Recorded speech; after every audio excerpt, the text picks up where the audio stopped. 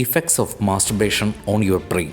Hello every one. Studies പറയുന്നത് 90% പുരുഷന്മാരും 50% സ്ത്രീകളും മാസ്റ്റർബേറ്റ് ജീവിതത്തിൽ ചെയ്യാറുണ്ട് എന്നാണ്.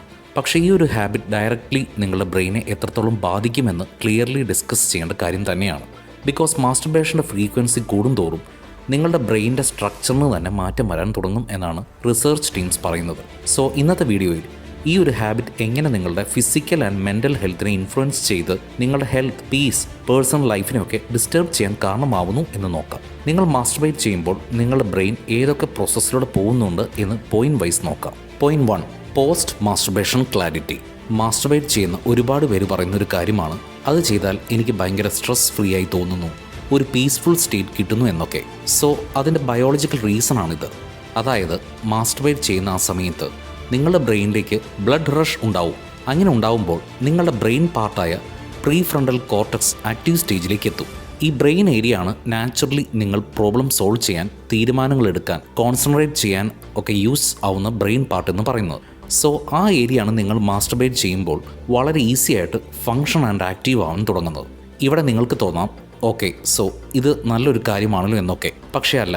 ഈ ഒരു ബ്ലഡ് റഷ് നിങ്ങൾ ഈ ഒരു ഷോർട്ട് കട്ട് വഴി ആക്റ്റീവ് ആവാൻ തുടങ്ങിയാൽ അത് നിങ്ങളെ അവിടെ തന്നെ ലോക്ക് ആക്കാൻ തുടങ്ങും. പിന്നെ നിങ്ങൾക്ക് ഏതൊരു കാര്യത്തിനും ഈ ഷോർട്ട് കട്ട്, അതായത് മാസ്റ്റർബേറ്റ് ചെയ്താൽ എനിക്ക് മെൻ്റൽ ക്ലാരിറ്റി കിട്ടുമെന്ന് വിശ്വസിക്കാൻ തുടങ്ങും. അപ്പോൾ എന്ത് സംഭവിക്കും? നിങ്ങൾ ലോങ് റൂട്ട് മറക്കും, ഷോർട്ട് റൂട്ടിൽ ഡിപ്പെൻഡ് ആവാൻ തുടങ്ങും. അത് മെല്ലെ അഡിക്ഷൻ എന്ന കണ്ടീഷനിലേക്ക് നിങ്ങളെ കൊണ്ടെത്തിക്കും. Point 2, trauma response.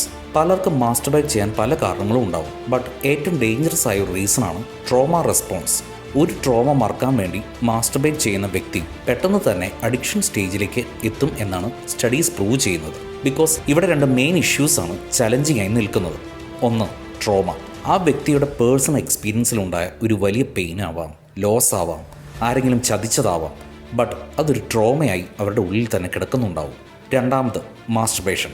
ഈ ട്രോമ എപ്പോഴൊക്കെ അയാളെ ട്രിഗർ ചെയ്യുന്നു അപ്പോഴൊക്കെ അയാളത് മറക്കാൻ വേണ്ടി മാസ്റ്റർബേഷൻ എന്ന ഹാബിറ്റിലേക്ക് വരാൻ തുടങ്ങും. ഇവിടെ രണ്ട് ഡേഞ്ചറസ് സിറ്റുവേഷൻസ് ആണ് അയാൾ ഒരുമിച്ച് കൊണ്ടുപോകുന്നത്. ഇങ്ങനെ ട്രോമ റെസ്പോൺസ് ആയ രീതിയിൽ ഒരാൾ മാസ്റ്റർബേറ്റ് ചെയ്യുമ്പോൾ അത് അയാളുടെ മെൻ്റൽ ഹെൽത്തിനെ ബാധിക്കാൻ തുടങ്ങും. ഈ കേസിൽ അയാൾ ചെയ്യേണ്ടത് വേഗം തന്നെ ഒരു മെൻ്റൽ ഹെൽത്ത് പ്രൊഫഷണലിനെ കണ്ട് ട്രീറ്റ്മെൻറ്റ് സ്റ്റാർട്ട് ചെയ്യുക എന്ന കാര്യമാണ്. അല്ലെങ്കിൽ അതൊരു വലിയ മെൻ്റൽ ഇൽനെസ് ആയി മാറാൻ ചാൻസ് ഉണ്ട്. Point 3, happy hormones.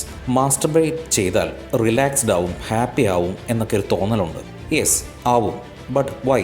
Because happy hormones like endorphins, dopamine, oxytocin, serotonin ഒക്കെയാണ് ആ സമയത്ത് ബ്രെയിനിലേക്ക് റിലീസ് ആവുന്നത്. നിങ്ങൾക്ക് ഐസ്ക്രീം ഇഷ്ടമാണോ? അപ്പോൾ അത് കഴിച്ചാൽ നിങ്ങൾ ഹാപ്പി ഹോർമോൺസ് റിലീസ് ചെയ്യും. ബിരിയാണി അതുപോലെ ഇഷ്ടത്തോടെ കഴിക്കുമ്പോൾ അപ്പോഴും ഈ പറഞ്ഞ ഹോർമോൺസ് ഒക്കെ റിലീസ് ചെയ്യും. സോ നിങ്ങൾക്ക് മാസ്റ്റർബേറ്റ് ചെയ്യാൻ ഇഷ്ടമായതുകൊണ്ടാണ് ആ സമയത്ത് നിങ്ങളുടെ ബ്രെയിൻ ഈ പറയുന്ന ഹോർമോൺസ് ഒക്കെ റിലീസ് ചെയ്യുന്നത്. നിങ്ങളാണ് നിങ്ങളുടെ ഹാപ്പി ലിസ്റ്റ് ക്രിയേറ്റ് ചെയ്യുന്നത്. സോ അതിൻ്റെ മൊത്തം ഇൻചാർജ് നിങ്ങളുടെ കൺട്രോളിലാണ്. Point 4, natural stress and pain reliever.